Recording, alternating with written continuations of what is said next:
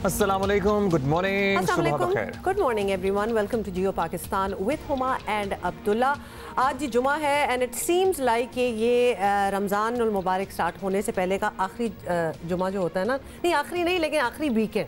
हाँ, may be आखिरी weekend. अगले जुमे को पता लगेगा कि हफ्ते को रोजा है या फिर इतवार को रोजा है। By the way I am pretty sure के हफ्ते को है, हफ्ते को रोजा है। आई एम प्रीटी श्योर के हफ्ते को है। आप लोगों का क्या ख्याल है इस बारे में, आप हमें लिख के बताइएगा जियो पाकिस्तान टीवी पे। एक मुख्तसर सी बात जो हम करना चाहते हैं, शुरू से बात हो रही थी कि कंफ्यूजन नहीं होनी चाहिए कि लॉकडाउन है नहीं है, क्या खुलेगा क्या नहीं खुलेगा, लेकिन अब चूंकि थोड़ी बहुत कंफ्यूजन है, although Sindh government is trying to again tell its people again and again कि भाई लॉकडाउन है, उसकी पासदारी की जाए। आज तो बिल्कुल 12 से 3 साढ़े 3 बजे तक स्ट्रिक्ट लॉकडाउन है, बहुत स्ट्रिक्ट लॉकडाउन है, लेकिन फिर भी कल हमने देखा कि लॉकडाउन ना होने का सा समा था शहर में मुख्तलिफ इलाकों में। हाँ, थोड़े मतलब आपको पता है कि there are pockets of it, but ये तो चले सिंध की बात हो रही है, बाकी मुल्क में भी लॉकडाउन है, लेकिन साथ साथ कुछ चीजें खुली भी हुई हैं। लाहौर में मेरी जिन दोस्तों से बात हुई, इस्लामाबाद में जिन दोस्तों से बात हुई, उन्होंने कहा जी आज बहुत रिलैक्स है, नहीं गुज़श्ता रोज बहुत रिलैक्स्ड माहौल नजर आया, तो हमें जरा टेंशन हो रही थी ये सुन के कि भाई एकदम से बहुत सी चीजें खुल गई हैं। तो रिश्तेदार तो नहीं आ रहे आपके? कल से बात अड़ी हुई है थोड़ी सी। अच्छा जी, बहुत सी बातें करनी उनको है। मैंने कहा इंशाल्लाह ईद तक सूरत हाल बेहतर हो जाएगी, ईद पे मिलेंगे। मेरा ख्याल है कि ईद के बाद भी नहीं इंशाल्लाह ईद पे मिलेंगे जनाब, ईद पे तो मिलने दें यार बेगम। Top stories of this our.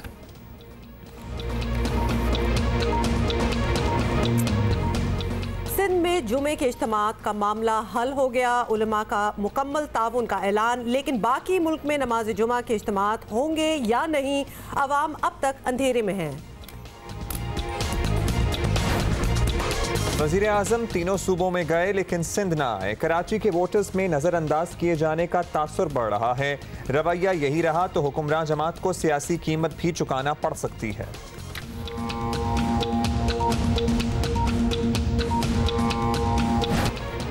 आपने सुना होगा ना, देखा भी होगा, कभी कभी कव्वालों को लोग सुन रहे होते हैं तो उन पे हाल आ जाता है। तो अजीज थोड़ा हाँ, हुआ वो ये जो माहौल बनता है ना, फिर पर्टिकुलरली अगर आप ये कव्वाली सुन रहे हो तो बिल्कुल अजीज मियां की कव्वाली जरा उस पे हाल चढ़ी जाता होता है। बट एनीवे, इसके बारे में तो हम आपको बाद में और सुनाने की कोशिश भी करेंगे। कोरोना की कोई और बात कहना चाहते हैं आप पहले? अभी तो हमने बहुत सारी तफसील से बातें करनी है। कोई अपनी कोई और आपने इधर उधर से कोई बात सुनी हो? एक मैंने आपसे बात शेयर करनी थी। कल एक खबर मैंने पढ़ी और पढ़ के मैं जरा डिस्कस किया। अक्रॉस द बॉर्डर दिल्ली में 77 खानदानों को क्वारंटीन कर दिया गया है क्योंकि उनके घर पे जिस लड़के ने पिज्जा डिलीवर किया था वो कोरोना पॉजिटिव आ गया। Oh my God!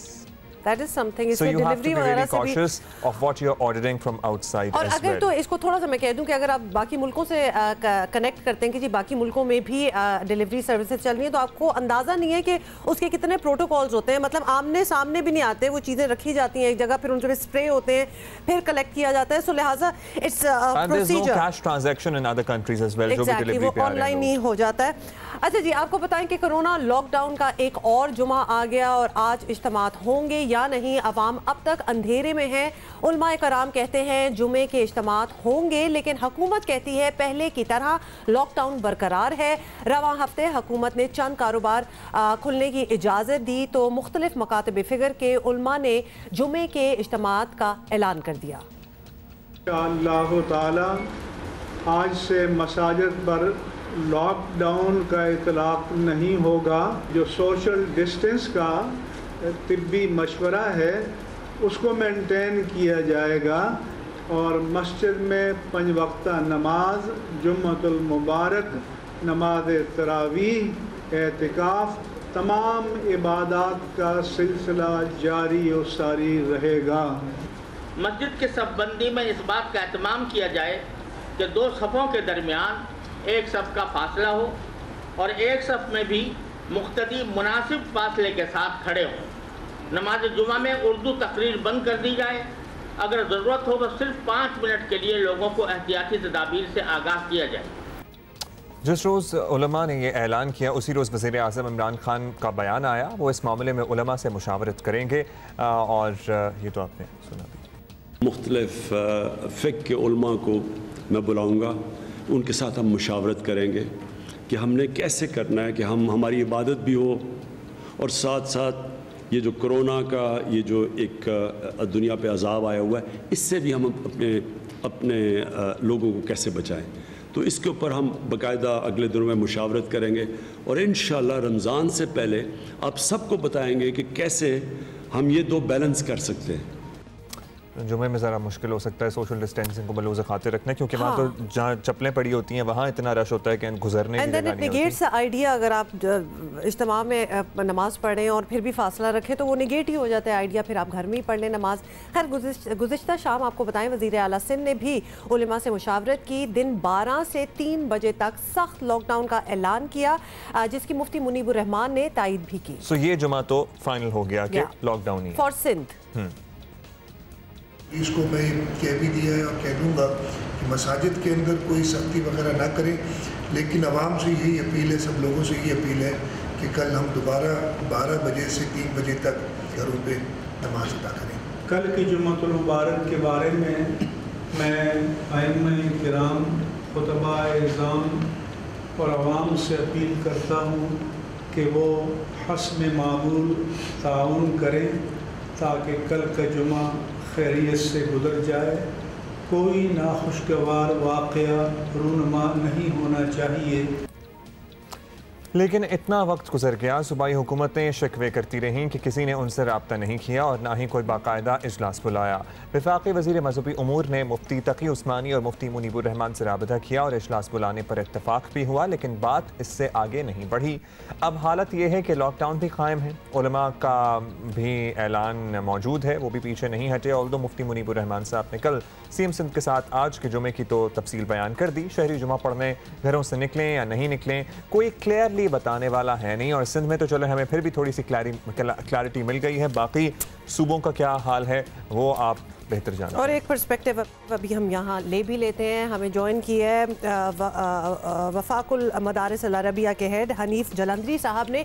बहुत बहुत शुक्रिया आपने हमें ज्वाइन किया। कोरोना एक आलमी ख़तरा है और इसीलिए सऊदी अरब समेत दुनिया भर में मजहबी इज्तिमात पर पाबंदी है, मसाजिद में जमातें नहीं हो रही, और इसे देखते हुए क्या पाकिस्तान में जुमा मुबारक के लिए जो हुकूमती हिदायत हैं उन पर अमल में क्या हर्ज है? कोई ख़राबी भी नहीं है इसमें? ये मसाजिद जो हैं और इबादात हैं और रमज़ान मुबारक हैं, ये भी हमारी दीनी ज़रूरत है, सोसाइटी की ज़रूरत है, मुआशरे की ज़रूरत है। हुकूमत ने मसाजिद को लॉकडाउन बंद करने का कोई फ़ैसला नहीं किया, सिर्फ नमाजियों की तादाद उन्होंने महदूद की थी। हमारी अब दरख्वास्त यह है कि SOP बनाए जाएँ और हिफाजती तदाबीर और एहतियाती तदाबीर पूरी तरह इख्तियार की जाएँ, लेकिन उन एहतियाती तदाबीर, हिफाजती तदाबीर के साथ मसाजिद के अंदर 5 वक्त की नमाज और इस तरह नमाज जुमा और रमज़ान मुबारक में तरावी की इजाज़त होनी चाहिए और हिफाजती तदाबीर के साथ होनी चाहिए। इसलिए मैं समझता हूँ कि ये भी हमारी सोसाइटी की ज़रूरत है, हमारी पब्लिक की ज़रूरत है, हमारी आवाम की ज़रूरत है। हनीफ साहब, रमज़ान मुबारक के करीब है ज़ाहिर है, और इस माह मुक़द्दस में मसाजिद से मुताल्लिक़ हुकूमती फ़ैसले के लिए उलमा को इकट्ठा भी होना है, इस सिलसिले में मुशावरत होनी है। आप हुकूमत को क्या मशवरा देंगे? किस तरह से इस वबा से भी बचा जा सकता है और इबादत का सिलसिला भी जारी रखा जा सकता है? It's a difficult thing to decide. हम हुकूमत को मशवरा दे चुके हैं कि वो ज़मीनी हक़ाइक़ को सामने रखे, सोसाइटी की दीनी और मजहबी ज़रूरत को भी पेश नज़र रखे और ऐसे फ़ैसले करे जो काबिल अमल हों। और ज़ाहिर है कि हम ये समझते हैं कि हमें अपने मसाजिद में 5 वक्त की नमाज जुमा और तरावी की इजाज़त देनी चाहिए, लेकिन उन एहतियाती और हिफाजती तदाबीर के साथ जो अब तक डॉक्टर्स की तरफ से या हुकूमतों की तरफ से आएँ। और वो बुनियादी तौर पर 2 चीज़ें आ रही हैं, एक ये कि आप सफाई का ख्याल रखें और दूसरा ये कि आप अपने दरमियान फासला रखें, मेल जोल आपका कम से कम हो। इसीलिए उलमा ने तमाम इज्तिमाआत ख़त्म कर दिया। अभी आप देखिए शब बरात गुज़री है, कोई इज्तिमाआत नहीं हुए और उन्होंने अपने तमाम इज्तिमाआत मनसूख कर दिए, तमाम प्रोग्राम मनसूख कर दिए। तो मैं समझता हूँ कि अगर हुकूमत और उलमा और इसी तरह सोसाइटी के मुख्तलिफ़ तबक़ात एक दूसरे के साथ ताउन से चलेंगे तो हम कौमी वहदत और यकजहती के साथ ही इस वबा से अपने मुल्क को और कौम को महफूज रख सकते हैं। शुक्रिया आपका हनीफ जलंधरी साहब, आपने वक्त दिया। लेट्स सी के किस तरह से ये फैसला होता है, किस तरह से हम दोनों चीज़ों को बैलेंस लेके चल सकते हैं। चेयरमैन पाकिस्तान उलमा काउंसिल अल्लामा ताहिर अशरफी साहब ने हमें ज्वाइन किया। ताहिर अशरफी साहब बहुत बहुत शुक्रिया। आपसे भी सबसे पहले यही पूछेंगे कि हुकूमत की जानिब से अब तक इज्तिमात पर पाबंदी बरकरार है, लेकिन मसाजिद में इस पाबंदी पर सख्ती से अमल होता नज़र नहीं आ रहा। तो अब जुमा मुबारक आ गया है आज, तो इस मौके पर आप आवाम को क्या मशवरा देंगे? बिस्मिल्लाहिर्रहमानिर्रहीम नहमदुहु व नुसल्ली व नुसल्लिम अला रसूलिहिल करीम। गुजारिश ये है कि मैं अवामुन्नास से कहूँगा कि एक तो वो हुकूमत के जो अहकामात हैं उनकी पाबंदी करे।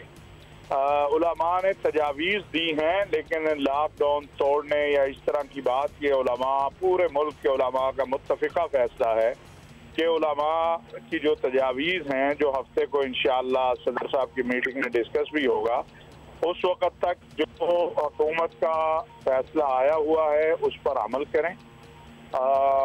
बिल्कुल जो बूढ़े हैं, बच्चे हैं, बीमार हैं, उनको तो बिल्कुल ही मस्जिद नहीं जाना चाहिए।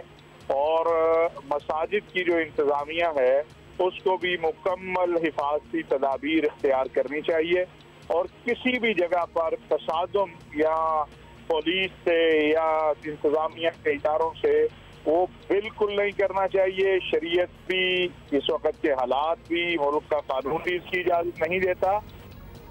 अल्लामा साहब, अगर रियासत का हुक्म हो, मुफ्तियान की अपीलें हों, उसके बाद भी कोई मसाजिद में जाकर नमाज़ पढ़ने पर बज़िद रहे और मकामी हर गली महल्ले में मस्जिद होती है तो उसके जो सरबराहान हैं वो पढ़ाने पर तुले रहें, तो इस पर शरीयत क्या कहती है?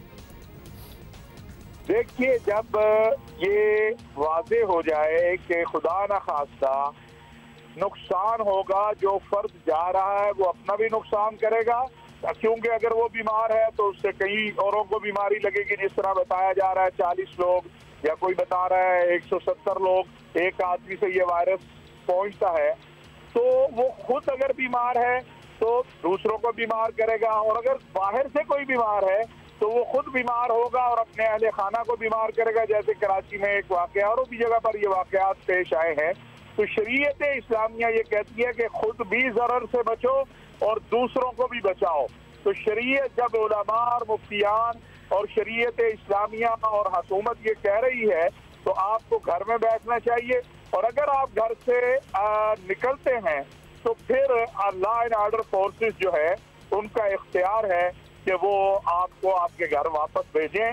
लॉकडाउन को तोड़ना या हुकूमती एहलकारों से लड़ना या पुलिस से तसादुम करना या रेंजर से तसादुम करना, कतई तौर पर उलमा ने ना इसकी तायीद की है, ना करेंगे, ना ये जायज़ है। ठीक है जी, आप कह रहे हैं कि ना इसकी तारीफ की जा सकती है, ना करेंगे, ना ये जायज़ है। बहुत शुक्रिया आपका। अल्लामा ताहिर अशरफी साहब हमारे साथ मौजूद है। वैसे कुछ सजेशंस मेरे पास भी थी। I was really looking forward to live streaming from any mosque of तरावी। सो कोई भी महल्ले में या इलाके में या कराची में कोई भी बड़ी मस्जिद इस तरह लाइव स्ट्रीमिंग कर दे, आप वेबसाइट पर जाएँ, अपने टेलीविजन पर, अपने लैपटॉप पर स्पीकर के साथ लगाएं, घर में आप उसके साथ कुरान पाक खत्म कर सकते हैं। और लोकल केबल नेटवर्क्स होते हैं वो इसमें ताउन कर सकते हैं, और हर मस्जिद, ऑलमोस्ट हर मस्जिद की एक ऑनलाइन प्रेजेंस तो अब होती है। अब दुनिया का ये ऑब्वियसली ज़रूरियात है, तकाजा भी है, तो लिहाजा that is a good way to utilize it as well. और अभी ईस्टर गुजरा है, उसमें चर्चेस में इस तरह जो इज्तिमात और दुआया तकरीबात हुई थी उनकी ऑनलाइन स्ट्रीमिंग हुई थी। तो आप घर में बैठ के, मेरा ख्याल है कि अगर घर में जितने भी लोग हैं आप वो मिलकर नमाज बाजमात वहाँ उनके साथ अदा कर सकते हैं।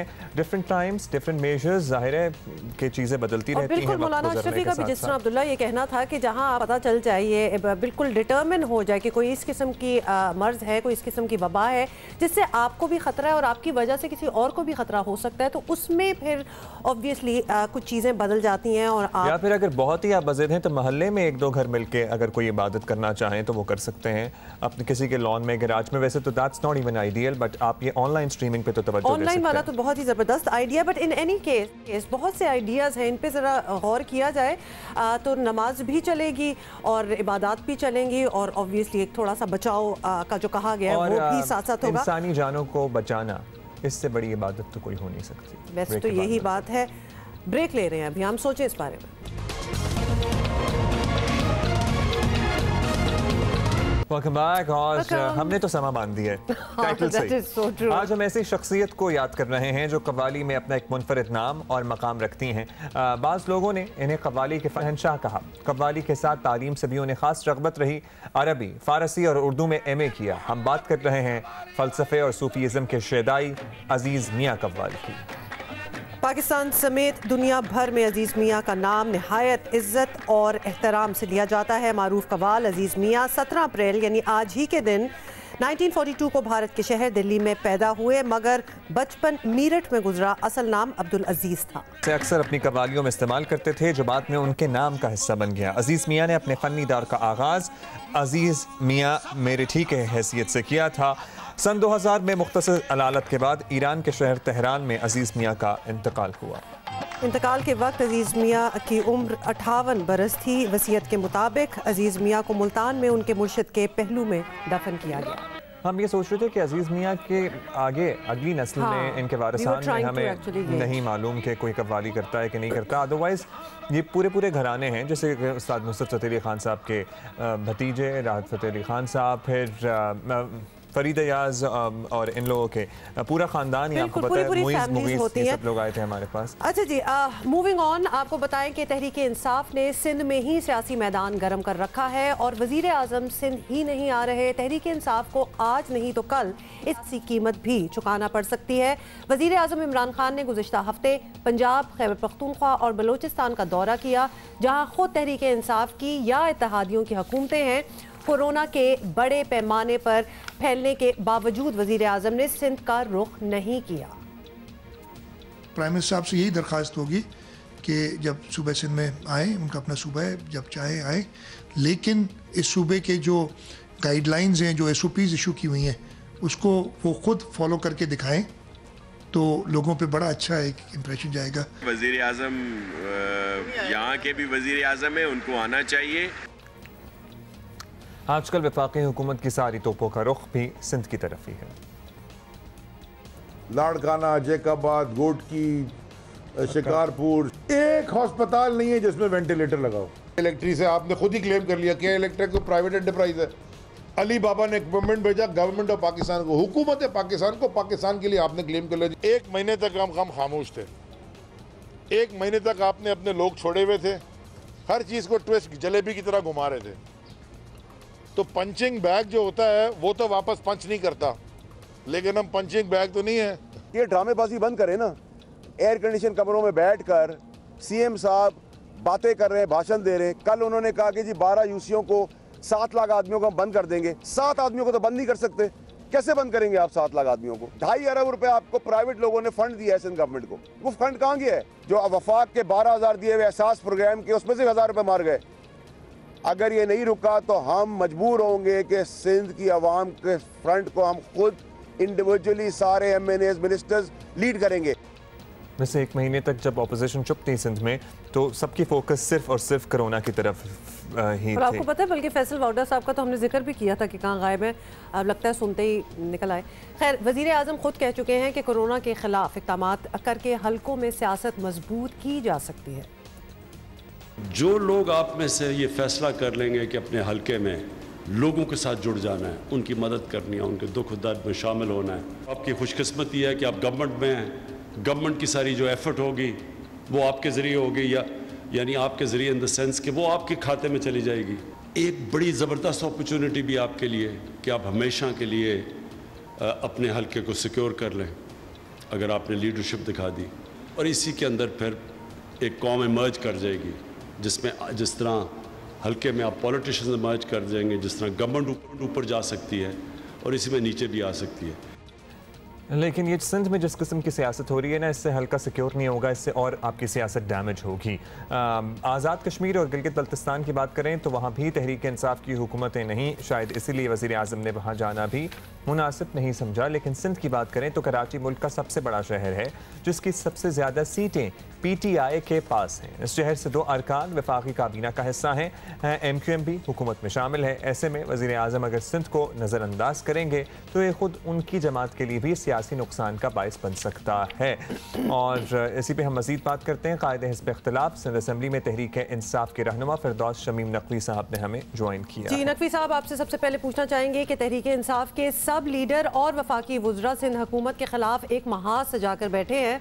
कोरोना के दिनों में इल्ज़ामात की जंग यूं तो किसी के मफाद में नहीं है, बिल्कुल भी नहीं है, बल्कि हुकूमतें बराह रास्त राब्ता करके मामला क्यों नहीं तय कर पाती? कर लें ये तो फिर इतनी बयानबाजी नहीं होगी और ज़्यादा इतनी बातें नहीं फैलेंगी। ये बड़ी अहम चीज़ें हैं जिनके ऊपर डिबेट होनी चाहिए थी, जिसके ऊपर फैसला होना चाहिए था। वज़ीर आज़म के पीछे चलने को तैयार हैं, लेकिन जब वज़ीर आज़म कोई फ़ैसले करते हैं और इजाज़त दे देते हैं कुछ सूबाई हुकूमतों को कि वो अपनी मर्ज़ी कर लें, तो वो अपनी मर्ज़ी करते हैं। तो जब वफाक एक ओपिनियन रखती है तो हमें भी तो बयान करने का वो हक़ है। ये डिफरेंस ऑफ ओपिनियन को अनहेल्दी नहीं किया जाए। मीडिया इसको प्ले अप कर रहा है, इसको मीडिया को नहीं प्ले अप करना चाहिए। ऑडियंस को पता होना चाहिए, आवाम को पता होना चाहिए कि इस मुल्क में कोरोना वायरस के ऊपर जो तरीक़ाकार है उसके ऊपर दो राय हैं, और उन दोनों राय में से कौन सी राय सही होगी वो तो सिर्फ वक्त बताएगा। उसके साथ साथ जो सिंध हुकूमत के वज़रा ने जो ज़बान इस्तेमाल की है वज़ीर आज़म के लिए, वो आपको पता है हर हर्फ, और ये कहना कि ट्विटर से हटें और इससे हटें और 13 मार्च तक गायब थे और पता नहीं कुछ सूंघ रहे थे या क्या कर रहे थे, हर किस्म की बेहुदा बात जो है उनके वज़रा ने की है। हम तो उस तक गए ही नहीं अभी तक। कहने को तो बहुत कुछ है, हमारे पास भी है, ज़बान हमारे मुंह में भी। रिस्पेक्ट की डिफरेंस ऑफ ओपिनियन बिल्कुल रिस्पेक्ट करना चाहिए। You are very right about that. आपसे मज़ीद बात करेंगे। आपका ये कहना है कि सिंध हुकूमत के वज़रा जो हैं वो गलत ज़ुबान का इस्तेमाल कर रहे हैं। वैसे और भी आपकी तरफ से भी कुछ लोग हैं, हम आपकी बात नहीं कर रहे हैं, हमें आपसे कुछ मज़ीद बात करनी है। ब्रेक ले लें, उसके बाद मिलते हैं।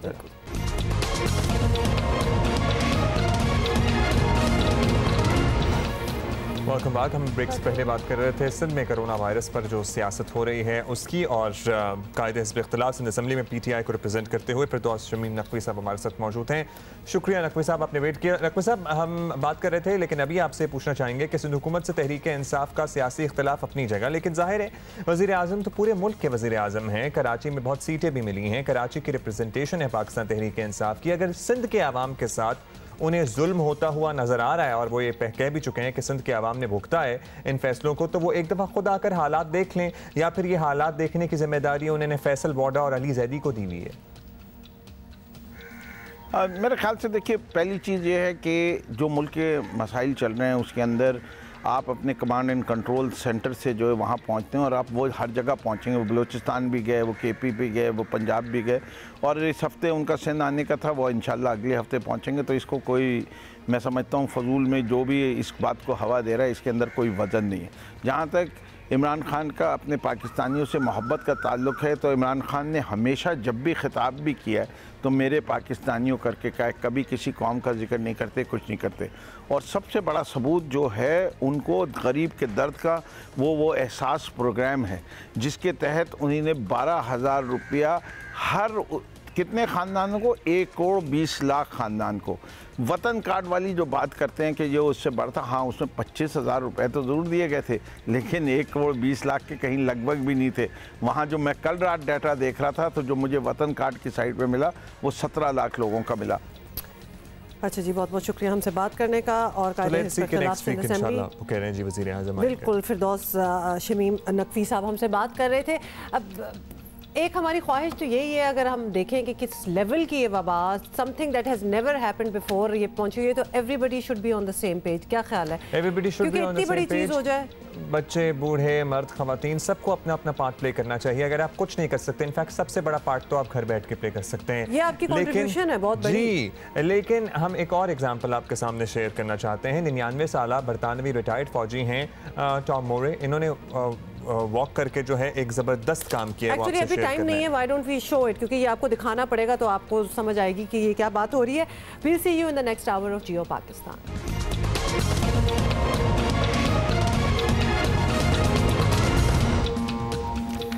Welcome back. Good morning once again. कैसे हैं आप सब लोग? Welcome everybody. Thank you so much for all your tweets and everybody seems to be getting ready for Ramzan. तो बड़ी excitement जो रमज़ान की होती है अल्हम्दुलिल्लाह वो बरकरार है despite the corona and the lockdown and everything. लेकिन रमज़ान का एक और अपना। अच्छा, कल बाय द वे मैं कोशिश करता रहा हूँ सारा दिन कि ऑनलाइन जो कुछ एप्स और स्टोर्स हैं ना उनसे ग्रॉसरी की जो रमज़ान की शरबत वगैरह, हाँ दे वर्किंग। अब मैंने लेट्स सी कि पहली दफ़ा ज़िंदगी में ऑर्डर प्लेस किया, वो आता है कि नहीं आता। अच्छा, बाय द वे कल कुछ डिलीवरी, फूड डिलीवरीज वगैरह खुली हैं, आपको पता है ना कराची में? जी, तो कराची में खुली हैं। नहीं, बिल्कुल नहीं, क्योंकि अभी तक वैसे वो आपको पता है अलाउड नहीं है खोलना। जो भी नहीं, बड़े मल्टीनेशनल फास्ट फूड चेन्स ने खोल दिया और वो अपने तय खोल रहे हैं, क्योंकि एसओपी अब तक आई नहीं है। डिलीवरी अलाउड है वैसे। एसओपी क्या है उसके, तो हम ये बात करेंगे, लेकिन उससे पहले हम शुरू कर देते हैं इस घंटे की टॉप स्टोरीज।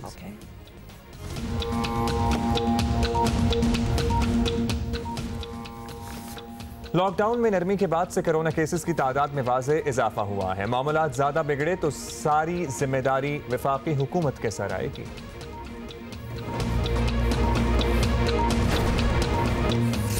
कराची के अस्पतालों में मामूल से ज़्यादा मैयतें लाई जा रही हैं। करीबुल मर्ग मरीजों में भी इजाफा हुआ। मौजूदा कोरोना बहरान में पंजाब के अस्पतालों को भी चेक करना चाहिए।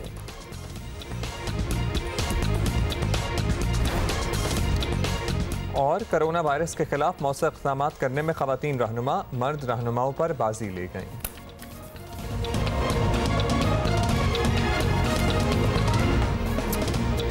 एक्चुअली इस पे तो केस स्टडी हो रही है। Lot of people in the world are studying कि ये एंगेला मर्केल हो गई, जसिंडा आर्डन हो गई, इन लोगों ने किस तरह कॉम्बैट किया अपने अपने मुल्कों को। और जर्मनी जहाँ पे इर्द गिर्द तबाही मची हुई है, वहाँ पे बैठ के किस तरह से इन्होंने टैकल किया। बल्कि इसके ऊपर मैंने पूरी एक सीरीज भी चल रही थी एक फॉरेन न्यूज़ चैनल पे, वो देखी थी। खैर anyway, let's come back here और आपको बताएं कि वही हुआ जिसका डर था। कोरोना के केसेस मुल्क भर में तेजी से बढ़ने लगे हैं और वफाकी हुकूमत को अब सूबों की बात समझ में आए। National command and control centre के मुताबिक पाकिस्तान में अब तक कोरोना वायरस के 58% केसेस मकामी तौर पर मुंतकिल हुए। और तर्जुमान सिंध हुकूमत मुर्तज़ा वहाब का कहना है वज़ीर आज़म के ऐलान से तासुर उभरा जैसे लॉकडाउन ख़त्म हो गया, मगर सिंध में ऐसा नहीं होगा। तकरीबन कोई 2800 टेस्ट पिछले 24 घंटों में किए, जिसमें 340 लोग पॉजिटिव आए हैं। ये तकरीबन 15% इसकी परसेंटेज बनती है, जो बड़ी अलार्मिंग है, बड़ी तशवीशनाक है। अगर in the largest scheme of things देखें तो पाकिस्तान में जो परसेंटेज आ रही है तकरीबन 9.5 से 10% आ रही है। तो ये एक बड़ी खतरनाक सिचुएशन है। अगर आप 20 करोड़ आबादी का मुल्क है और 10% उसके अंदर पॉजिटिव आ रहे हैं, तो 2.25 करोड़ लोग हैं तकरीबन जो इससे मुतासिर हो सकते हैं। बहुत अलार्मिंग फिगर्स हैं। वज़ीर सेहत खैबर पख्तूनख्वा तैमूर सलीम झगड़ा ने बताया कि रवा हफ्ते सूबे में 500 से ज़ायद कोरोना केसेस रिपोर्ट हुए हैं। सब एक ही कश्ती में सवार हैं और जान बचाने में लगे हुए हैं।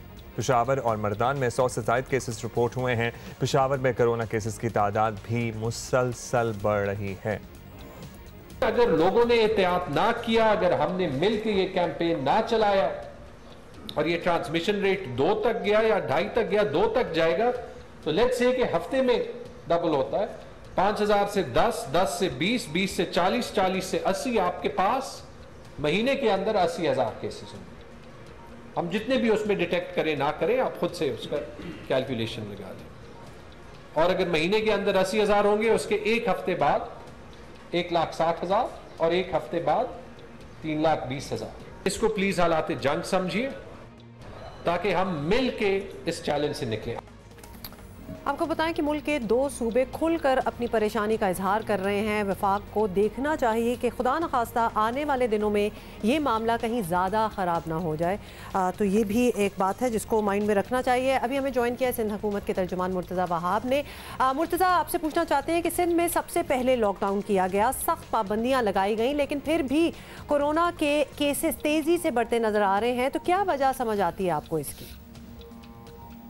देखिए, बड़ा आपने इम्पोर्टेंट सवाल ये किया है और मैं समझता हूँ तमाम एहतियाती तदाबीर के बावजूद अगर कोरोना वायरस के केसेस में बतदरीज इजाफा हो रहा है, ये इस बात को शो करता है कि सिचुएशन कितनी तशवीशनाक है।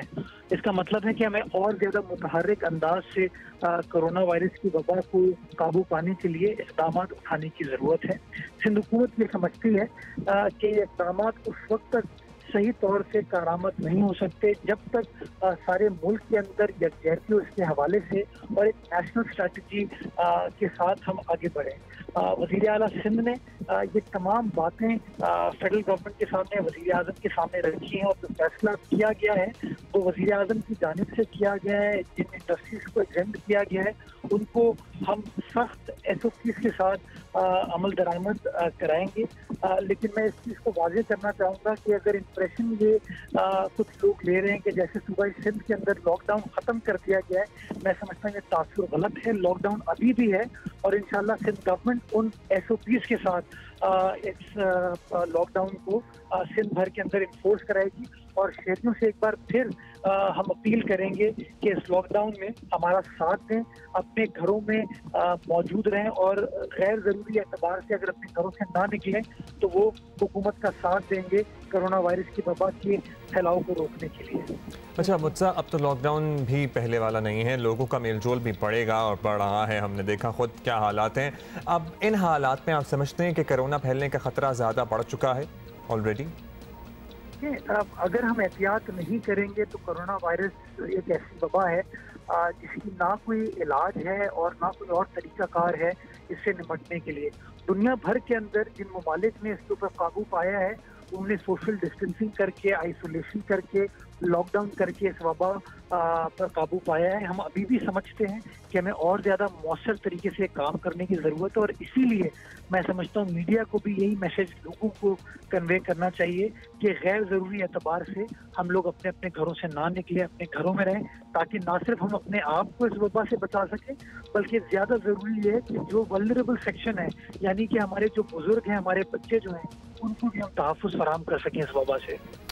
बहुत बहुत शुक्रिया Murtaza. Basically lockdown in Sindh बिल्कुल बरकरार है, इसलिए जो भी नरमियाँ की गई हैं उसकी वजह से ये ना समझा जाए कि लॉकडाउन ख़त्म हो गया और अपने अपने फैसले ना करें, नहीं तो आपको नताइज भुगतना पड़ेंगे। पर्टिकुलरली वो जो दुकानदार आते हैं ना मैदान में, तो भाई हम तो खोल लेंगे वो सारा कुछ, ये सारा कुछ नुकसानदेह साबित होगा पूरी कौम के लिए, पूरे शहर के लिए। लोग फिर ना जाए ना, तो ये भी एक तरीक़ेकार है कि फिर ना जाएँ दुकानों पर, तो दुकानें भी बंद करनी पड़ेंगी। वज़ीर आला खैबर पख्तूनख्वा के मुशीर अजमल वज़ीर साहब हमारे साथ मौजूद हैं, उनसे जानते हैं KP और पर्टिकुलरली पेशावर और मर्दान की सूरत हाल। बहुत शुक्रिया अजमल साहब, आपने वक्त दिया।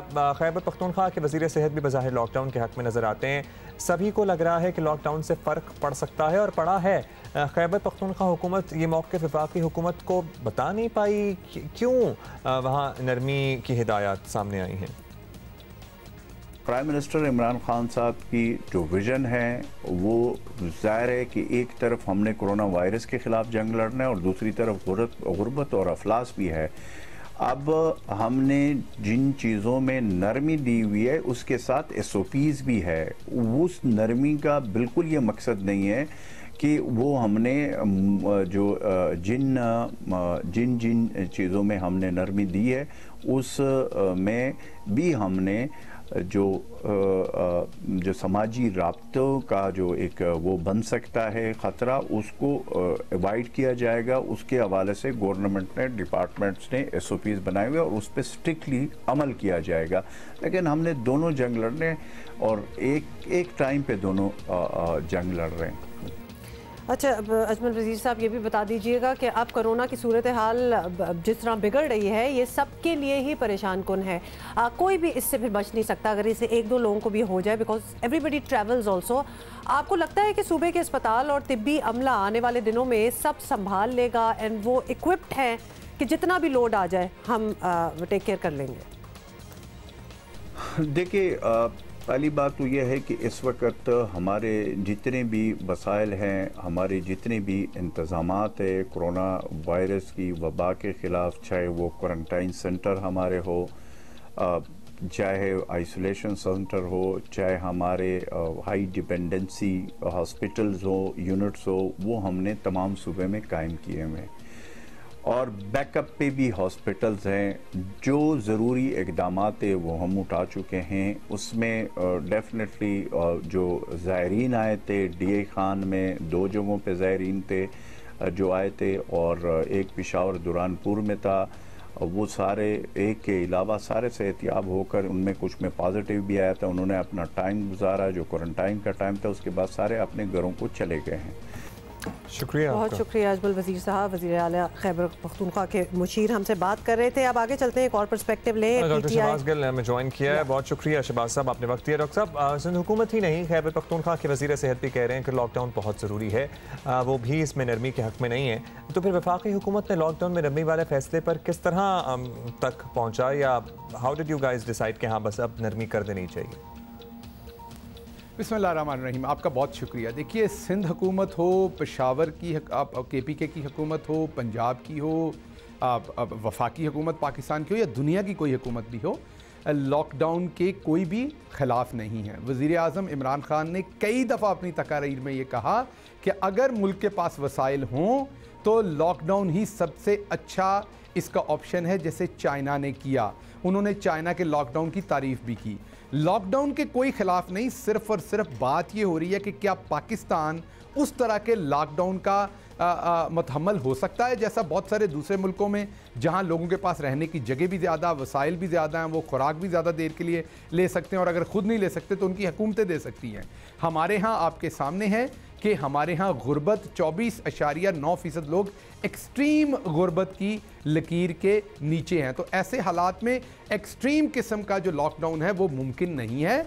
इसलिए प्राइम मिनिस्टर इमरान खान ने ये नहीं कहा कि लॉकडाउन ख़त्म करें, लेकिन ये कहा कि जो ज़रूरी चीज़ें हैं उनको करें। अब गिल साहब, लॉकडाउन की वजह भी तो आप देखें ना कि ये कोई आम हालात तो है नहीं। अब जिस तेज़ी से कोरोना फैल रहा है वो सबके लिए ही परेशान कुन बात है। तो ये बात सूबाई या वफाकी हुकूमत की नहीं, पाकिस्तान का मसला है ये। वज़ीर आज़म को क्या अब भी इसकी ज़रूरत महसूस नहीं होती कि हंगामी तौर पर, ऑब्वियसली ये बिल्कुल ही मुख्तलिफ वक्त है, इस पर कुछ मुश्किल फ़ैसले तो करने चाहिए? इसमें एक बात आप जहन में रखिए कि इसके साथ साथ कुछ लोग सियासत कर रहे हैं जिन्हें नहीं करनी चाहिए। जैसा कि सिंध हुकूमत को ये सोचना चाहिए कि कराची जहाँ पे वो एक्सट्रीम लॉकडाउन की बातें कर रहे हैं, वहाँ से असल मैंडेट जो है वो पीटीआई के पास है और उसके बाद एमक्यूएम के पास है। तो जो एमपीएज और एमएनएज वहाँ से जीते हुए हैं वो सबसे ज़्यादा पीटीआई के हैं और फिर कुछ एमक्यूएम के हैं। तो सिंध के जो चीफ मिनिस्टर हैं वो उनको तो कंसल्ट नहीं कर रहे, उन्हें तो एतमाद में नहीं ले रहे, उनके तो हक को वो तस्लीम नहीं कर रहे। तो बुनियादी तौर पर जब आप आवाम के बारे में फैसले लेते हैं तो उनके नुमाइंदों को भी आपने कंसल्ट करना होता है। और जो आप बार बार 18वीं तरमीम की बात कर रहे हैं, वो 18वीं तरमीम सियासत में आपने अचीवमेंट करने के लिए तो इस्तेमाल कर ली पीपल्स पार्टी ने, और उसकी अपने लिए सताइश भी ले ली। लेकिन जो 18वीं तरमीम आपको सियासत में विक्ट्री देती है या सताइश देती है, उसके साथ साथ आपको शेयर में पैसा ज़्यादा देती है, उसके साथ साथ आपको ज़िम्मेदारी भी ज़्यादा देती है। तो जब ज़िम्मेदारी निभाने का टाइम आया तो उस टाइम आपके सामने सब कुछ जो हुआ।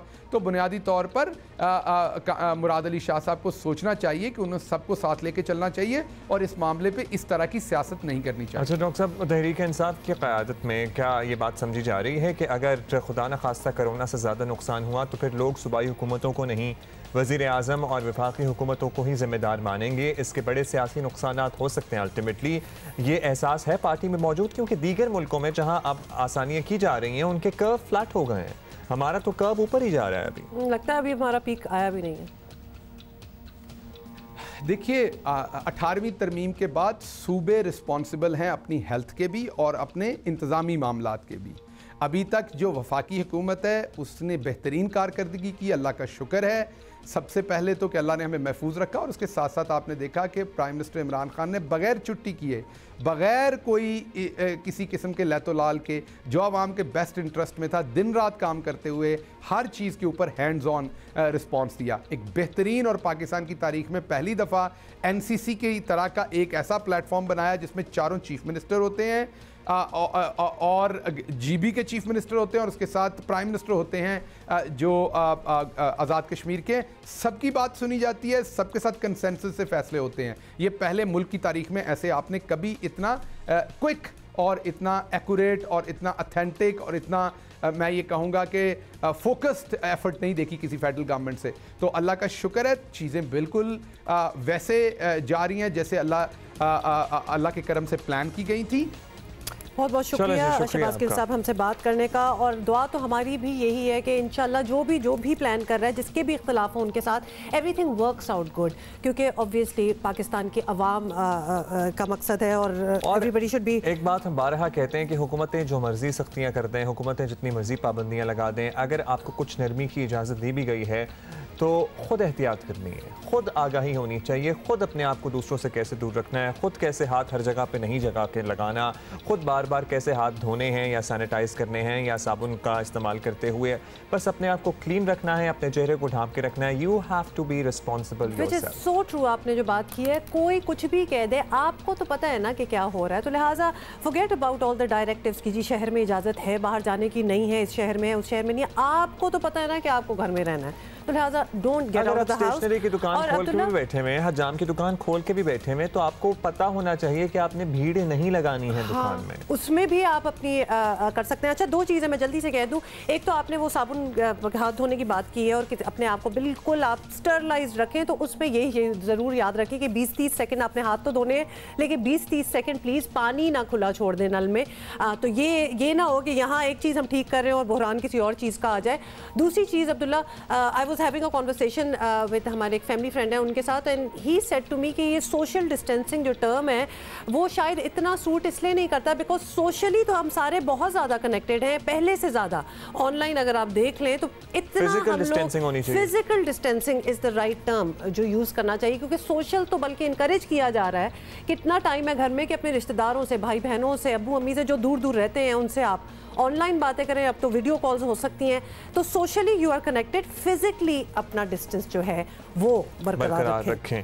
अच्छा जी, गैर मुल्की मीडिया में इस बात का बहुत चर्चा है, इससे पहले हम भी बात कर रहे थे कि वो हुकूमतें जहाँ की सरबराही ख़वातीन के हाथ में हैं, वहाँ कोरोना वायरस के खिलाफ ज़्यादा बेहतर और मौसर तरीके से निपटा जा रहा है। यानी मौजूदा कोरोना वायरस के बहरान में ख़वातीन रहनुमा मर्दों के मुकाबले में अच्छी कारकर्दगी दिखा रही हैं। इसकी वजह क्या है, ये हमने खोज लगाया है। बिल्कुल, let's watch this. Corona virus दुनिया के 200 से ज़ायद ममालिक में फैल गया है, मगर इसको जिन ममालिक ने बेहतरीन कंट्रोल किया उनमें कई ऐसे हैं जिनकी क़यादत ख़वातीन रहनुमाओं के हाथ में है। ताइवान की बात की जाए तो जोग्राफियाई एतबार से चीनी सूबे हुबई के करीब होने के बाइस माहिरीन यहाँ से बहुत ज़्यादा तादाद में केसेस सामने आने की पेशगोई कर रहे थे, लेकिन ताइवान की सदर साई इंगवेन ने सबको गलत साबित किया। वायरस के वबाई सूरत हाल इख्तियार करने की इब्तदाई अलामात को भांप कर उन्होंने जनवरी में ही 100 से ज़ायद हिफाजती इक़दाम उठाए, जिसके बाइस ताइवान से अब तक 400 केसेस रिपोर्ट हुए और सिर्फ 6 अफराद हलाक हुए हैं। यूरोप में जर्मन चांसलर एंगेला मर्केल के इक़दामात की भी आलमी सतह पर तारीफ की जा रही है। जर्मनी से 1 लाख से ज़ायद कोरोना वायरस के केसेस रिपोर्ट हुए हैं, लेकिन यहाँ शरह अमवात उसके पड़ोसी मुल्क फ्रांस और दीगर यूरोपीय ममालिक से काफ़ी कम है। जर्मनी इस वक्त कोरोना वायरस की टेस्टिंग का यूरोप में सबसे बड़ा प्रोग्राम चला रहा है। न्यूजीलैंड की बात की जाए तो वज़ीर आज़म जसिंडा आर्डन भी बर वक्त इक़दामात के बाइस आलमी तवज्जो का मरकज़ बनी हुई हैं। 50 लाख की आबादी वाले मुल्क न्यूजीलैंड का ज़्यादातर दारोमदार सयाहत पर है, लेकिन कोरोना वायरस के फैलाव को रोकने के लिए न्यूजीलैंड की वज़ीर आज़म ने 19 मार्च को न्यूजीलैंड की तमाम सरहदें गैर मुल्की सयाहों के लिए बंद कर दी और 23 मार्च को मुकम्मल लॉकडाउन का नफाज कर दिया। इसके बाइस अब तक यहाँ वायरस से सिर्फ 9 हलाकतें रिपोर्ट हुई हैं। 5 नॉर्डिक ममालिक में से 4 यानी आइसलैंड, फिनलैंड, नॉर्वे और डेनमार्क की रहनुमाई इस वक्त खवातीन कर रही हैं और इन चारों ममालिक में कोरोना के फैलाव को रोकने के लिए फ्री टेस्टिंग समेत जो बर वक्त इब्तदाई इक़दाम किए गए उनके बाइस बड़ी तादाद में अमवात को रोकने में कामयाबी मिली, लेकिन 5वें नॉर्डिक मुल्क स्वीडन में बर वक्त फैसले न होने के बाइस सूरत हाल मुख्तलिफ रही। बिल्कुल साथ साथ जुड़े हुए जो ममालिक हैं उनमें भी कंपैरिजन हमने आपको दिखा दिया। और किसी को हैरान नहीं होना चाहिए वैसे इस बात से, मतलब ये तो मैं कहती हूँ कि ये everybody in their hearts know कि एक औरत सरबराह हो किसी घर में, किसी मुल्क में, किसी ऑर्गेनाइजेशन में, तो उसकी कारकर्दगी जो होती है वो बहुत बेहतर होती है। और मेरी बड़ी एक पर्सनल ख्वाहिश है कि मैं कहीं ऐसे रहूं जहां हमारा ही मुल्क हो या कोई भी जिसकी सरबराह खातून। चले हमारे मुल्क में तो सरबराह रह भी चुकी हैं मोहतरमा बेनज़ीर भुट्टो साहिबा। अच्छा जी, अभी हम क्या करेंगे, ब्रेक लेंगे और ब्रेक के बाद हम दोबारा हासिल होते हैं।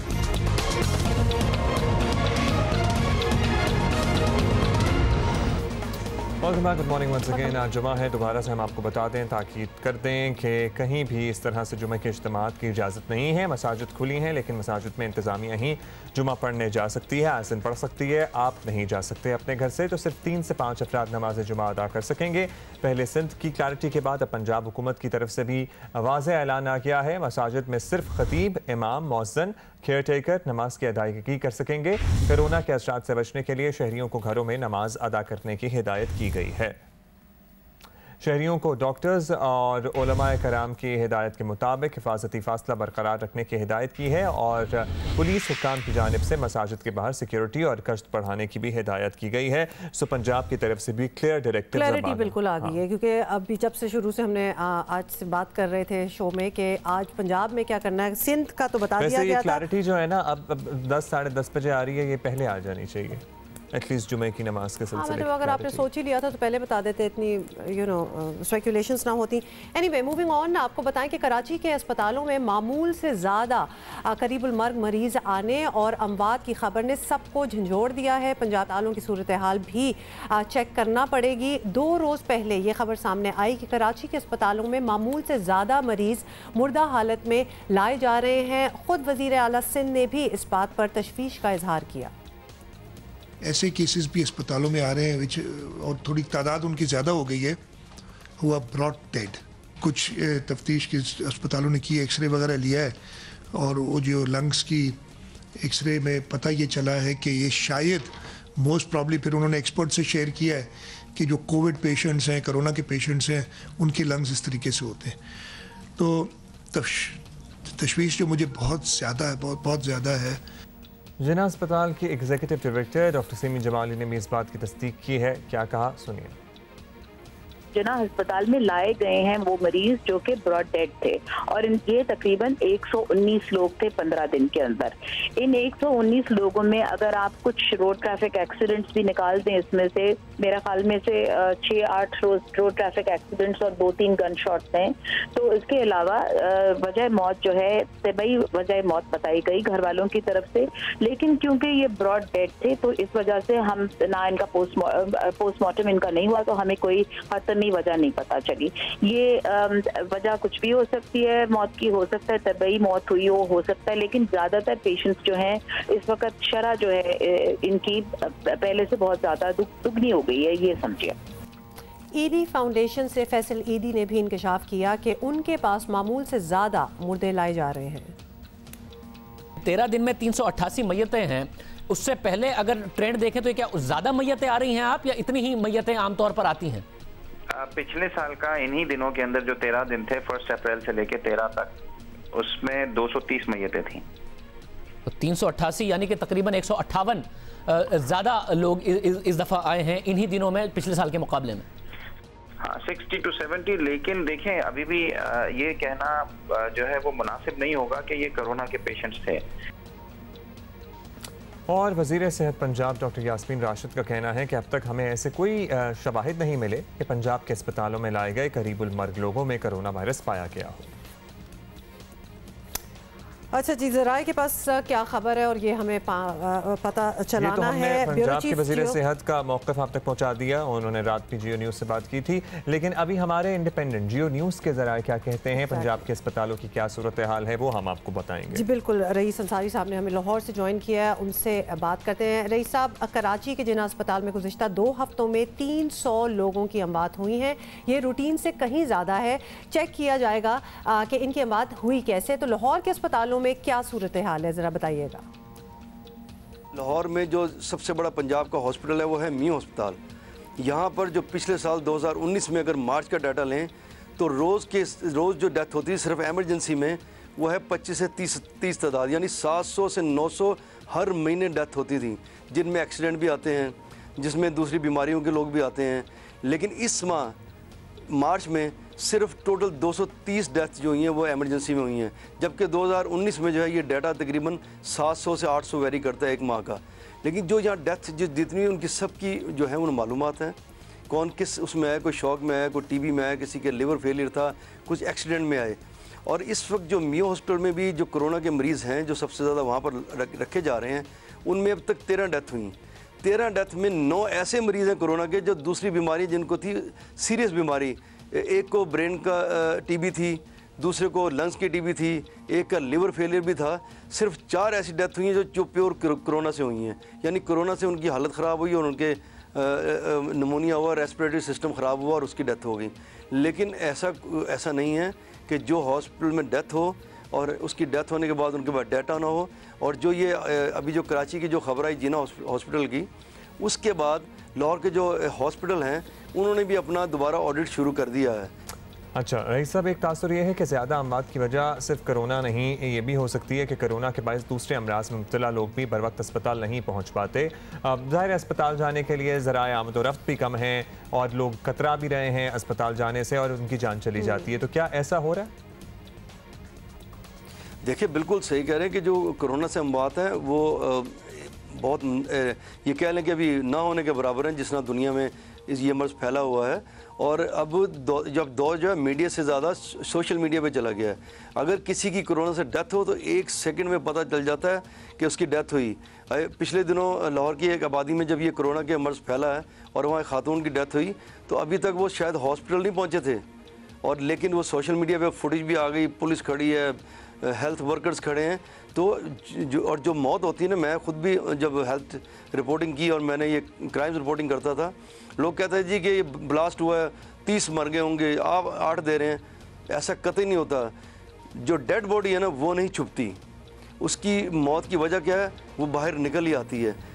रईस साहब, तमाम शकूक दूर करने का तरीका यही है कि हर मरने वाले का मुआयना किया जाए, फिर टेस्ट किया जाए, उनका तसल्ली की जाए कि मौत की वजह क्या थी। तो क्या ऐसा हो रहा है? जी बिल्कुल, ये आपने सही कहा कि जितनी जो हॉस्पिटल में लाया जाता है मरीज़, अगर फ़र्ज़ करें कोई किसी का कत्ल होता है, जहर देकर मार दिया जाता है या उसको गले में फंदा देकर मार दिया जाता है, तो उसका तो पोस्टमार्टम होता है, उसकी पूरी वजह मालूम होती है। और अगर किसी एक्सीडेंट में आए, रोड एक्सीडेंट में, उसकी भी वजह मालूम होती है। लेकिन जो लोग बीमारी में आते हैं उनकी पूरी वजूहत लिखी जाती हैं। जब डिस्चार्ज सर्टिफिकेट देते हैं ना, उसमें बताते हैं कि ये इस बीमारी में आया था, इसका लीवर फेलियर था, इसके लंग्स फेलियर था, या इसके गुर्दों का फेलियर था, या और भी जो भी वजूहत हैं लिखी जाती हैं। और उसकी वजूहत लिखी जाती है कि ये इस बीमारी में दाखिल था, इतनी देर इलाज हुआ, ये इसका इलाज चलता रहा। और एंड में वो जब लिखते हैं वो लिखते हैं कि इसका ना कार्डिक फेलियर हो गया। वो एंड में लिखा यही जाता है, क्योंकि किसी भी मर्ज़ में आए किसी भी मरीज़ को मल्टी ऑर्गन फेलियर भी हो जाता है। मतलब आमतौर पे जो एजेड लोग होते हैं उनके जब वो ऐसे हों 80 साल के हों, 85 साल के हों, उनके अगर वो लिवर फेलियर हो, साथ गुर्दे भी फेल हो जाते हैं, जब चीज़ें भी फेल हो जाती हैं तो अल्टीमेटली उसका फिर दिल बंद हो जाता है। तो एंड में लिखा यही जाता है कि कार्डिक अरेस्ट हो गया। बहुत शुक्रिया रईस साहब हमें अपडेट्स देने का। अच्छा, इसमें ये भी बड़ा ज़रूरी है आइडेंटिफाई करना कि किसी पेशेंट की मौत किस लिए हुई है, किस वजह से हुई है, ताकि वो नंबर्स जो हैं वो सही रहें, कि कोरोना में ऐसे लोग ना आ जाएं कि जी कोरोना की वजह से इनकी हुई है, जिनका कोरोना से कोई लेना देना नहीं था, या फिर कुछ लोग रह जाएं जिनकी मौत कोरोना की वजह से ही हुई है लेकिन उसमें डेटा में नंबर नहीं आया। बहुत इंपॉर्टेंट है सूरत हाल या फिर मेजर्स जो आप उठा रही हैं गवर्नमेंट, उनको डिसाइड करने के लिए कि है हकीकी सूरत हाल क्या है। अच्छा, आपको बताएं कि कोरोना का खतरा मेडिकल स्टोर्स और फार्मेसीज के लिए भी उतना ही है जितना अस्पतालों के लिए है। देखना होगा कि ये लोग मुनासिब हिफाजती इकदाम कर रहे हैं या नहीं। लॉकडाउन के दौरान भी जिन दुकानों को खोलने की इजाज़त है उनमें मेडिकल स्टोर्स भी शामिल हैं, लेकिन मेडिकल स्टोर्स पर भी लोगों का रश लगा रहता है। लोग यहाँ वो जो फिज़िकल डिस्टेंस की हम बात कर रहे हैं, सोशल डिस्टेंस कहें या फिज़िकल, उसका ख्याल नहीं रख रहे। तो ये बड़ी अजीबोगरीब एक बात है। और हुकूमत की तरफ से दिए गए SOPs फार्मेसीज पर कितना ख्याल रखा जा रहा है, इस बारे में ख़ाबर खान गए वहाँ पे और उन्होंने देखा जो हम आपको दिखाएंगे। जी, सिंध हुकूमत की जानिब से लॉकडाउन तो जारी है, लेकिन उस लॉकडाउन में कुछ नरमी ज़रूर बरती गई है। ख़ास तौर पर मेडिकल स्टोर्स और वो तमाम मेडिकल स्टोर्स जो कि हॉस्पिटल से मुत्तसिल हैं उनको 24 घंटे खोलने की इजाज़त दे दी गई है। इन मेडिकल स्टोर्स पर क्या हिफाजती इंतज़ामात किए जा रहे हैं, सेल्समैन मास्क पहन रहे हैं या नहीं पहन रहे, ग्लव्स पहने हुए हैं या नहीं पहने हुए, आइए जानते हैं। इंटर अगर हो जाते हैं तो हम उनको बोलते हैं कि जी मास्क ले लें या मास्क लगा के आए आइंदा के बाद। सबको पता है सैनिटाइज़र लगा के मास्क करके फिर ये ले रहे हैं। पहने हुए होते हैं, अभी सफाई की है इस वजह से पहनते हैं सर। उसमें मास्क सारा दिन मास्क सैनिटाइज़र यही चल रहा है बस। मेडिकल स्टोर्स पर हमने देखा ना ही लोगों के पास ग्लव्स से और बहुत ही कम लोगों ने मास्क लगाए हुए थे। बदकिस्मती से जो कस्टमर्स भी इनके पास आ रहे थे उनके पास भी ज़्यादातर जो लोग थे उन्होंने मास्क नहीं लगाए हुए थे और ना ही ग्लव्स पहने हुए थे। तो इससे आपको बखूबी अंदाज़ा होता है कि लोग इस लॉकडाउन को किस हद तक संजीदा ले रहे हैं। जी, वो तो खबर, थैंक यू वेरी मच, वो तो इसी बात से पता चल गया कि वो बच्ची उस स्टोर में क्या कर रही थी। मतलब अगर आप लोगों को निकलना है, कोई दवाइयाँ लेनी है, कोई आपको रोक नहीं रहा, खुली हुई हैं दुकानें, आप जाएं ले लें, लेकिन कुछ तो अपनी रिस्पॉन्सिबिलिटी रखें ना। बच्चे को लाने की क्या जरूरत है? और अगर बच्चे के साथ आप ट्रैवल कर भी रहे हैं तो बच्चे को स्टोर के अंदर घुसाने की और वो शेल्फों पे हाथ लगवाने की और वो बच्ची खड़ी हुई है, वो ना करें। आप बच्ची को दुकान के बाहर खड़ा रखेंगे, बेटा यहाँ खड़े रहो एक कोने पे, मैं अंदर से दवाइयाँ लेके आता हूँ या आती हूँ। तो प्लीज ये इसलिए ये ही वजूहात हैं जिनके लिए ये जो ईज किया है ना लॉकडाउन में, वो ईज इसलिए नहीं होना चाहिए, या तो इतना शऊर कौम में खुद हो कि भाई ना जाओ बाहर, लेकिन अगर आप खुद बच्चों को भी साथ लेके जा रहे हैं तो which means that you really don't know. कल आपने देखा था वो मोटर बाइक पे 7 लोग बैठे हुए थे, 7 पीपल ऑन 1 मोटर बाइक, जो कि वैसे ही गलत है, लेकिन इस कोरोना के वक्तों में तो क्या कर रहे हैं आप? मतलब खुद सोचें थोड़े से। बच्चे तो आपको अजीज होंगे ना, आपने उनकी जान का ख्याल करते हुए ऐसी चीज़ें देखें ना तो लॉकडाउन तो क्या, कर्फ्यू का ख्याल आ जाता है कि लोगों को ज़बरदस्ती घर में रखना चाहिए। खुदारा अपने बच्चों का ख्याल रखें और प्लीज़ ना निकलें।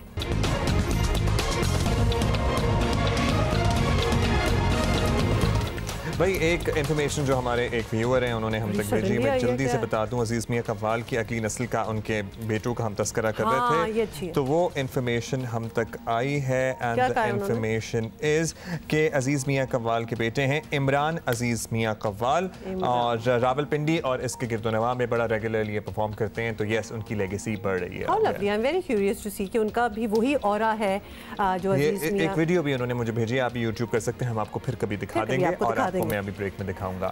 अच्छा जी, दुनिया भर के कई ममालिक में फंसे पाकिस्तानी वतन वापसी और दीगर जरूरी कामों के लिए पाकिस्तान के दफ्तर खारजा की तरफ देख रहे हैं। बिल्कुल, और आपको बताएं कि अंदाजे के मुताबिक बैरून मुल्क मुकीम 11,000 से ज़्यादा पाकिस्तानी अपनी नौकरियों से फारग हो गए हैं। सऊदी अरब के अलावा मशरिक़ वस्ता के कई ममालिक मसलन बहरीन, कतर, ओमान और कुवैत में भी हज़ारों पाकिस्तानियों को नौकरियों से निकाल दिया गया है और इस वक्त दुनिया भर में 39,000 के करीब पाकिस्तानी वतन वापसी के मुंतज़िर हैं, जिनमें से अक्सरियत मुत्तहिदा अरब इमारात में रहती है। 20 के बाद हम तकरीबन 6 से 7 हज़ार पाकिस्तानी हर हफ्ते वापस ला सकेंगे और इसी तरह इसमें इंशाअल्लाह बदस्तूर इजाफा होता जाएगा। हमें मालूम है इस वक्त हमारी इत्तलात के मुताबिक तकरीबन लगभग 35,000 पाकिस्तानी वापस आना चाहते हैं फ़ौरन। इस वक्त हमारा फोकस जो पाकिस्तानी मजदूर तबका है, जो गल्फ़ में जिनकी नौकरियां ख़त्म हुई हैं, उनके पास वसाइल नहीं है एक दिन भी वहाँ रहने के, वो हमारी तरजीह है। उसके बाद पाकिस्तानी कैदी रिहा हुए हैं कुछ ममालिक में, वो हमारी तरजीह है। तर्जुमान दफ्तर खारजा आयशा फारूकी साहब हमारे साथ मौजूद हैं, उनसे मजीद बात करते हैं। आयशा साहबा, कोरोना के बायस इस वक्त पूरी दुनिया में ही लॉकडाउन की सी कैफियत है। पहले तो आपसे ये जानना चाहेंगे कि दुनिया भर में पाकिस्तानी कहाँ कहाँ फंसे हुए हैं और उन्हें किस किस तरह की मुश्किलात का सामना करना पड़ रहा है। जी, जब से ये क्राइसिस शुरू हुआ है तो दफ्तर खारजा में क्राइसिस मैनेजमेंट यूनिट इस्टेब्लिश किया गया है जो मुस्तकिल बुनियादों पे और 24 घंटे की बुनियाद पे काम कर रहा है। एक डेडिकेटेड टीम है। इसके अलावा हर सिफारत खाने, हर कौंसुलेट में एक फोकल पर्सन और हॉटलाइन इस्टेब्लिश हुई है जिसका डायरेक्ट रियल टाइम राब्ता इस क्राइसिस मैनेजमेंट यूनिट जो दफ्तर खारजा में क़याम हुआ है उसके साथ राब्ता है। और फिर इस क्राइसिस मैनेजमेंट यूनिट का राब्ता तमाम स्टेक होल्डर्स के साथ है, जैसे civil aviation, NDMA, national institute of health और दीगर तमाम इदारे और मिनिस्ट्रीज़ जो इस पे काम कर रही हैं, उनके साथ एक भरपूर कॉम्प्रिहेंसिव कोऑर्डिनेशन हो रही है। इस वक्त हमारे जो शहरी मुल्कों मुख्तलिफ ममालिक में हैं और उन्हें सप्लाइज़ की ज़रूरत है, रिलीफ़ की ज़रूरत है, उन्हें फ़र्दन उनके घरों पे हमारे जो सफारत खाने हैं उन्हें वो रिलीफ असिस्टेंस, एसेंशियल आइटम्स घरों पे भी पहुंचाए जा रहे हैं जहाँ जहाँ ज़रूरत है। That is definitely good. Ayesha, ये भी बताइएगा आप कि इस वक्त में पाकिस्तानी अपनी हुकूमत अपने दफ्तर खारजा की तरफ ही ऑब्वियसली देखेंगे, तो अपने लोगों के लिए दफ्तर खारजा क्या कर रहा है और उन्हें मुल्क वापस लाने के लिए, जो कि ऑब्वियसली सबसे बड़ी डिमांड तो यही है कि उनको वापस लाया जाए, तो उसके लिए क्या इक़दाम हैं? रिपैट्रिएशन के हवाले से जैसे मैंने पहले भी कहा, एक फ़ेज़ जो है वो मुकम्मल हो चुका है जिसके तहत 12 स्पेशल फ़्लाइट्स PIA ने शुरू की थी और मुख्तलिफ़ मुकामात से 1640 पाकिस्तानी आ चुके हैं। दूसरे फ़ेज़ में जो आज से शुरू हो गया है और 18 तारीख़ तक तकरीबन 9 स्पेशल फ़्लाइट्स और चलेंगी और दुबई, अबू धाबी, कतर और दीगर मुकामात से पाकिस्तानियों को वापस लेकर आया जाएगा, जिनमें ज़ायरीन भी हैं, ओमान से भी आ रहे हैं। तो एक सेकंड फ़ेज़ में एक और तकरीबन 2000 पाकिस्तानी शहरी वापस अपने मुल्क पहुंचेंगे और इसी तरह अगले फ़ेज़ की तैयारी की जाएगी और उसके तहत भी बाकी भी वापस अपने घर आ सकेंगे। बहुत शुक्रिया आपका आशा फारूकी साहबा। अच्छा, जिन लोगों को वापस ला रहे हैं, हम कल सोशल मीडिया पे गर्दिश करी थी काफ़ी खबरें। सनम सईद जो हमारी बड़ी रिनाउंड एक्ट्रेस हैं, वो भी वापस आई हैं बैंकॉक से। उन्होंने अपनी क्वारंटीन की जो डिटेल्स लिखी हुई थी वो बहुत अच्छी नहीं है। तो उन्हें पहले तो बड़े अच्छे होटल में रखा गया, फिर उन्हें बार बार होटल वाले कहते हैं कि आपको कहीं और शिफ्ट कर देंगे, फिर बहुत से पैसे उन लोगों से लिए जा रहे हैं, टेस्ट नहीं हो रहे हैं। तो दे आर प्रॉब्लम्स। और भी बड़े लोग थे, NDMA और दीगर जो इदारे देख रहे हैं वो प्लीज़ देखें इसको। शमून अब्बासी भी थे इनके साथ, मोहिम मिर्जा और सनम सईद फिल्म की शूटिंग के लिए थाईलैंड गए थे। मैं थोड़ी सी और डिटेल दे दूं। और कोरोना वायरस की वजह से ऑब्वियसली वहाँ फंस गए। अब अल्लाह अल्लाह करके ये लोग वापस तो आ गए हैं, लेकिन उनकी मुश्किल आसान नहीं हुई। और सनम सईद, जिस तरह अब्दुल्ला आप बता रहे थे, उन्होंने ट्वीट किया कि उन्हें एयरपोर्ट से होटल पहुँचाया गया, उन समेत तमाम मुसाफिरों की चेकिंग की गई और हर एक के कमरे में खाना लाया गया, जिसका बिल 1000 रुपए वसूल किया गया पर मील। और उसके बाद अचानक इतला दी गई कि अगले 6 रोज तक उनका टेस्ट नहीं किया जा सकता। और अब हमें कहा गया, यानी उनका ये कहना था कि अब उनको कहा गया कि होटल में रात गुजारने का किराया अदा करें या फिर हाजी कैंप मुंतकिल हो जाए, वहाँ जाने की तैयारी कर ले। अदाकार शमून अब्बासी ने भी नाखुशगवार तजुर्बात जो हैं वो शेयर किए हैं। बेसिकली इन दोनों का ये कहना है कि पहले ही जब आप बाहर फंसे हो तो आपके बहुत सारे पैसे जो हैं हर एक के पास ज़ाहिर है, कोई कुएं तो नहीं होते पैसों के, वो लग चुके होते हैं क्योंकि आप बाहर किसी और मुल्क में फंसे हुए हैं। आप वापस आएँ और अपने मुल्क में भी आपको हर वक्त पैसों का तकाजा किया जाए तो आप तो बिल्कुल ही ड्रेन हो जाते हैं फाइनेंशियली भी, इमोशनली भी। इनके आप समझे, ये 2-4 अदाकारों की बात कर रही हूँ, इनके साथ क्रू भी था इनका पूरा, मतलब सारे लोग साथ फंसे हुए थे, not just them. We are going to इंशाल्लाह see you on Monday. Have a great weekend, stay safe. घर से नहीं निकलना बिल्कुल, ये मेरी लाइन है।